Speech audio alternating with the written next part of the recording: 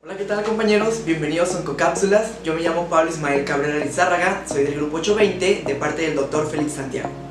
El día de hoy me tocó abordar un tema muy importante, la cual es el cáncer de próstata.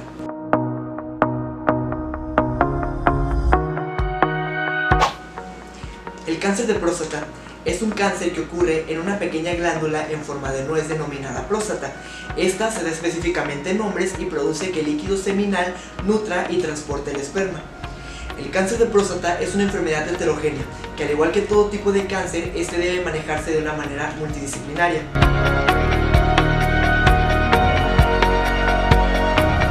Epidemiológicamente hablando, se estima que el cáncer de próstata afecta de 1 a 7 hombres, es decir, el 15.3%, y de 1 a 32 hombres, la cual es el 2.6%, va a cubrir o van a morir por esta enfermedad.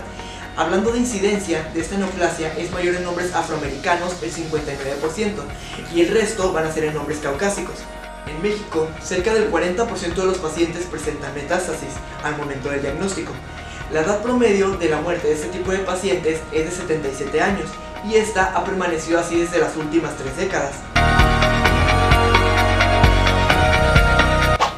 En tanto sus factores de riesgo, los factores que determinan el riesgo de desarrollar esta enfermedad no son bien conocidos. Sin embargo, se han identificado algunos, las cuales el factor hereditario es el principal y el más importante.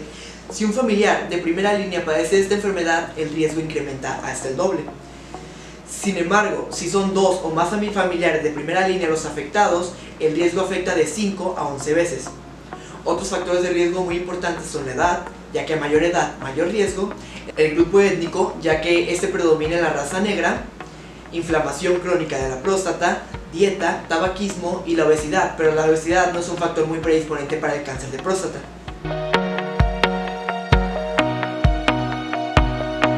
En tanto al tamizaje, no todos los pacientes con diagnóstico de cáncer de próstata requieren de tratamiento, por lo que la estrategia de este mismo es incontrovertida, ya que aumenta la detección de casos de cáncer tempranos o indolentes. Previo a la realización del tamizaje, la discusión con el paciente acerca del riesgo y beneficio es fundamental. Se debe realizar principalmente, se realiza la medición de antígenos mediante el AP y tacto rectal. El valor normal de AP es menor a 4 y cuando es anormal es mayor a 4. Las recomendaciones actuales, según el National Comprehensive Cancer Network en Estados Unidos, esas son para pacientes de 45 a 75 años. Esos pacientes presentan un AP menor a 1 y un tacto rectal normal. En esos pacientes se les requiere que repitan este proceso de 2 a 4 años, ya que su pronóstico no es malo. Cuando el AP es de 1 a 3 y el tacto rectal es normal, se repite cada 1 a 2 años y los pacientes con mayor a 3 el AP y el tacto rectal sospechoso, a esos pacientes se les plantea biopsia. En tanto su patología, el tipo histológico más común de cáncer de próstata es el adenocarcinoma, que comprende más del 95% de los casos, pero también existen otros tipos histológicos, como por ejemplo incluyen tumores neuroendocrinos, de células pequeñas, sarcomas y linfomas, que se podría decir que son un poco menos frecuentes o más raros. Ese diagnóstico debe cumplir o incluir la escala de Gleason. Dado que el cáncer de próstata tiene frecuentemente áreas con diferentes tipos de diferenciación, la suma de Gleason se determina por los grados histológicos más comunes en el tumor, y esta comprende puntajes de 6 a 10, es decir, que mientras mayor puntaje, mayor riesgo se encuentra en el cáncer de próstata o en la persona. Una vez que está confirmado el diagnóstico histológico, se debe estratificar a los pacientes para conocer la extensión de la enfermedad y con ello determinar el tratamiento y el pronóstico. Se han creado monogramas y algoritmos diagnósticos que combinan varios parámetros clínicos como el tacto rectal, valor del AP y la suma de Gleason. Y la biopsia prostática también podría ser. Esos parámetros, cuando se combinan, predicen mejor la extensión de la enfermedad y el pronóstico de los pacientes con cáncer de próstata. Tanto a la escala de TNM, la cual hace referencia al tamaño del tumor, si hay expansión hacia los ganglios linfáticos o si hay presencia de metástasis. En tanto el tumor, se puede dividir en T1, T2, T3 y T4. El tumor T1 no evidenciado clínicamente mediante el tacto rectal o imágenes.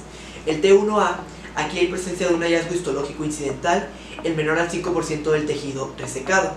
En el T1B, hay un hallazgo histológico incidental en mayor del 5% del total del tejido resecado.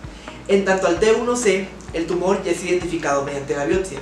En el T2A, el tumor es confinado a menor o igual al 50% de un lóbulo prostático. En el T2B, el tumor es confinado a mayor del 50% de un solo lóbulo prostático. En el T2C, el tumor que compromete ambos prostáticos ya es alcanzado. En el T3A hay extensión extracapsular. En el T3B hay tumor que invade las vesículas seminales. Y hablando del T4, es un tumor fijo o que invade estructuras subadyacentes, que invade también la pared pélvica, el recto, esfínteres, vejiga o músculos elevadores. Hablando de los ganglios, puede ser NX, la cual aquí los ganglios linfáticos regionales no son evaluados. N0, que no hay presencia de metástasis en ganglios positivos. En tanto a la metástasis, M0, aquí no hay presencia de metástasis a distancia. En la M1 ya hay presencia de metástasis a distancia. El tratamiento primario para el cáncer de próstata localizado consiste en vigilancia activa, prostatectomía, radioterapia y bloqueo androgénico. Esto con el fin de simplificar los criterios de selección del tratamiento adecuado para cada paciente con cáncer de próstata localizado. Se establecieron grupos de riesgo basados en variables clínicas, histológicas y bioquímicas. Tanto a los factores de riesgo de la NCCN, existen los de muy bajo riesgo, las cuales son de etapa clínica T1C o menos, un Gleason menor a 6, un AP menor a 10 y menos de 3 cilindros de la biopsia positivos a neoplasia y con menos del 50% de tumor de cada uno. En tanto los de bajo riesgo, en la etapa T1, T2A, aquí hay presencia de un Gleason menor a 6 y un AP menor a 10. En el riesgo intermedio, las cuales de etapa T2B o T2C, aquí el Gleason es de 7 y un AP de 10 a 20. En los de alto riesgo, la etapa de T3A, hay una etapa de T3A, un Gleason de 8 a 10 y un AP mayor a 20. Y en los de muy alto riesgo, es una etapa de T3B, T4, Gleason con patrón primario de 5, más de 4 cilindros en biopsia con Gleason de 8 a 10. Existen ventajas de la prostatectomía en comparación de la radioterapia como tratamiento primario de cáncer de próstata. Dentro de estas ventajas, en la prostatectomía radical encontramos que esta permite un análisis histológico, así como también ofrece excelente control oncológico local, así como también la falla bioquímica es fácil de detectar, no requiere bloqueo androgénico adyuvante, también la radioterapia adyuvante o de rescate es bien tolerada, no hay riesgo de cáncer secundario a radiación. Y por otro lado, en la radioterapia, esta no permite análisis histológico, no puede haber viabilidad celular después del tratamiento, la detección de la falla bioquímica es tardía, esta requiere el bloqueo androgénico adyuvante, también existen pocas opciones de rescate y riesgo de malignidad secundaria por radiación. Sabemos que existen múltiples ventajas de la prostatectomía, pero así como tiene sus ventajas, también tiene sus desventajas o complicaciones. Pueden ser tanto tempranas como tardías. Dentro de las tempranas encontramos sangrado transquirúrgico, lesión vascular, neurología ureteral o intestinal, trombosis venosa profunda o tromboembolia pulmonar. Y por otro lado, en las tardías encontramos disfunción eréctil, incontinencia urinaria, hernia incisional o inguinal. En tanto a la radioterapia, en cáncer de próstata, esto ocupa un lugar fundamental en el manejo integral de esa neoplasia, permitiendo dividir el papel de la misma en dos grandes rubros, la cual es la enfermedad localizada con fines curativos y la enfermedad metastásica con el objetivo de la paliación de los síntomas. En la actualidad, se cuenta con dos modalidades de la radioterapia para el manejo del cáncer de próstata.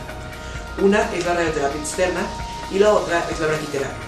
La braquiterapia es un procedimiento que consiste en colocar semillas o implantes radiactivos en la glándula prostática, con el fin de destruir células malignas de próstata, y lo que van a hacer estas semillas es que pueden emitir cantidades altas o bajas de radiación.